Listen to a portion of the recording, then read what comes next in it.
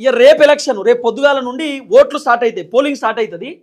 ఇవాళ రాత్రికి వెళ్ళే మంటలు వేసుకొని కూర్చుంటారు ఇక మా వాళ్ళంతా వేసుకొని.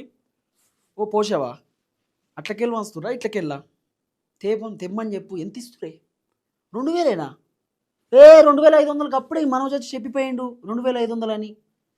మీకు అట్లనే ఇచ్చిరేమో, అట్లా ఇది ఉంటుంది కథ. రాత్రి అంతా పండుకోరు ఇక. ఆ డోర్ వేయరు, ఆ డోర్ కూడా ఇట్లా ఇట్లా గొల్లెం పెట్టరు, ఉత్తగట్ల డోర్ తీసి పెడతారు. పుసుక్కున్న పైసల కోసం మంచనీకి వస్తే ఇట్లా డోర్ ఇట్లా తీసుడుతోటే ఆ పండుకుర్రా ఇట్లా అంటే పండుకోలే. ఏది కాంగ్రెస్ చెయ్యా? సరే బ్యాట్ మనది, బ్యాట్ కుడతా. సరే మన దాన 3 ఉన్నాయి మన దాన 3 అంటే 6000. అయిపోయాయి. 6000 తీసుకుంటాం, బ్యాటోనికే ఓటేస్తామని చెప్తారు. తర్వాత ఉంగరం గుర్తు ఆయన వస్తాడు. ఉంగరం ఈ 10 నిమిషాల తర్వాత ఉంగరం గుర్తు ఆయన వచ్చి ఆయన గట్లనే డోర్ నెట్టి మళ్ళీ ఇంకా వద్దాం తీయాలి వండుకున్నట్టు అంటే లేవనే ఏమేమి పండుకోలే ఆగు మనది ఉంగరమే గెలుతుంది. నవ్వుకుంటా బ్యాట్ ఆయనకి వెళ్తానే నవ్వుకుంటా చెప్తారు, ఉంగరమే గెలుతుంది. ఎంత ఇస్తుర్రు? 1000 కానీ 2000 ఇస్తే మీరు 1000 గెలుతారా? 1000 ఇప్పుడు గెలుతారని చెప్తారు, మళ్ళీ 1000 ఇస్తే గెలుతారా అని చెప్పి ఆ 1000 ఇచ్చిన 1000 అన్న తీసుకోవాలిగా. 3000 3 ఉన్నాయి, 3 జేబులో పెట్టుకోవాలి, కథం. ఇక వాళ్ళు ఓడుతోటి ఆ బ్యాలెట్ బాక్స్ కాడికి పోయి వాళ్ళ కథ ఎట్లుంటుంది తెలుసా?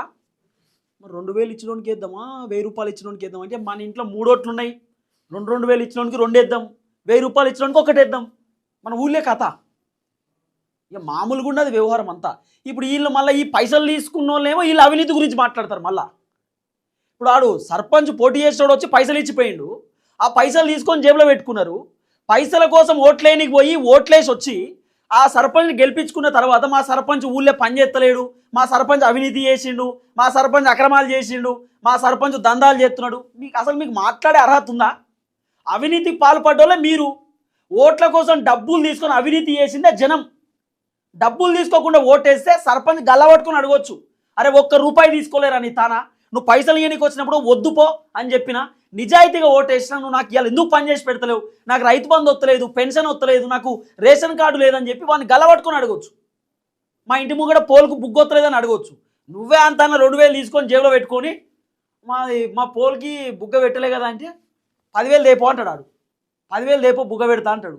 అదేంది 10,000 ఎందుకు, 50 రూపాయల బుగ్గ కంటే? మరి ఓటుకు 2,000 ఇత్తిడి 6,000 రూపాయలు జేబులో పెట్టుకున్నావు 3 ఓట్లకు. మరి ఆడు తెమ్మంటే దేడా? 10,000 లేవాల్సిందే. కాబట్టి ఎవరైతే డబ్బులు తీసుకొని ఓటేసేటటువంటి వ్యక్తులు ఉన్నారో వాళ్ళకి అవినీతి గురించి మాట్లాడే అర్హత 1% లేదు.